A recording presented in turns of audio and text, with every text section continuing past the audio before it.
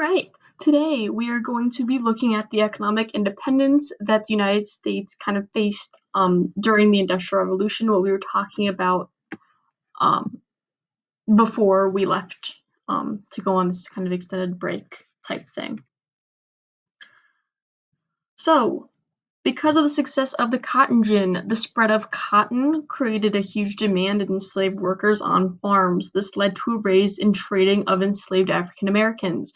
So farmers needed more workers to work on their farms for the cotton, to produce clothing, to sell for money.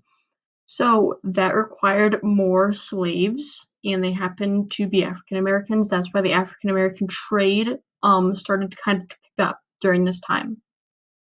Between 1790 and 1810, the number of enslaved Africans in the United States rose from about 700,000 to 1.2 million. That is a very hefty increase, okay? Again, they were coming over to the United States to work on farms, to work on the cotton production.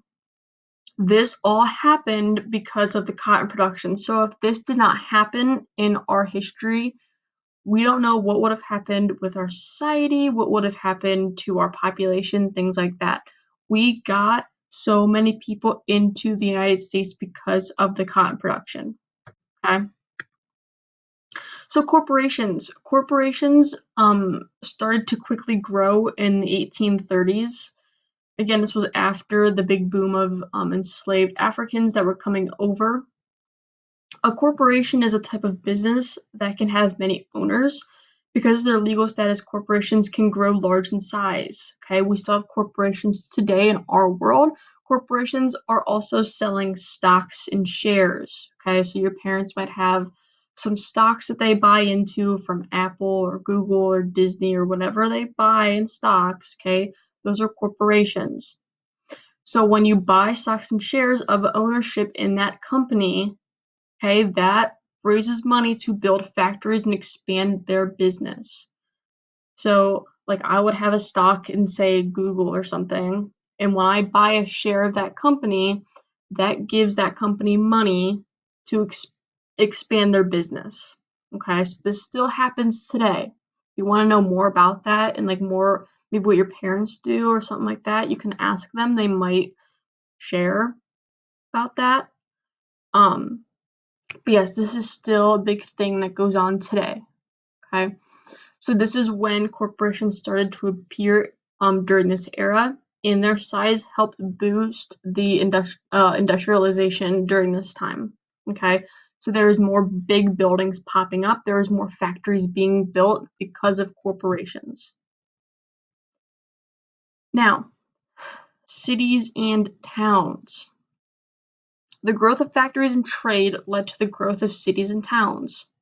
Many cities developed along rivers because factories could use water power and easily ship the goods that they were creating to the markets.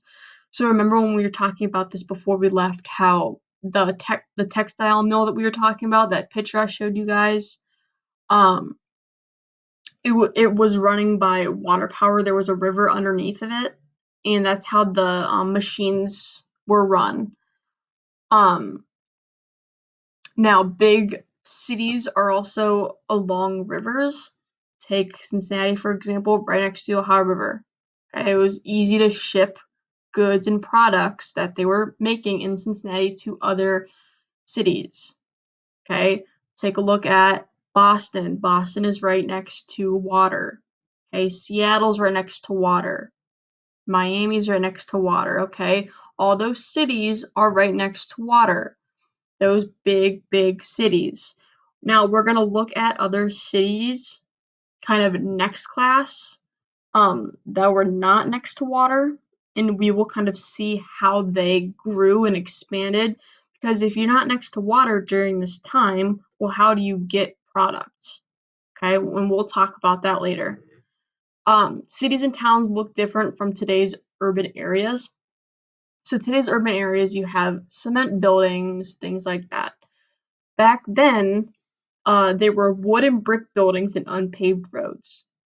So you didn't have big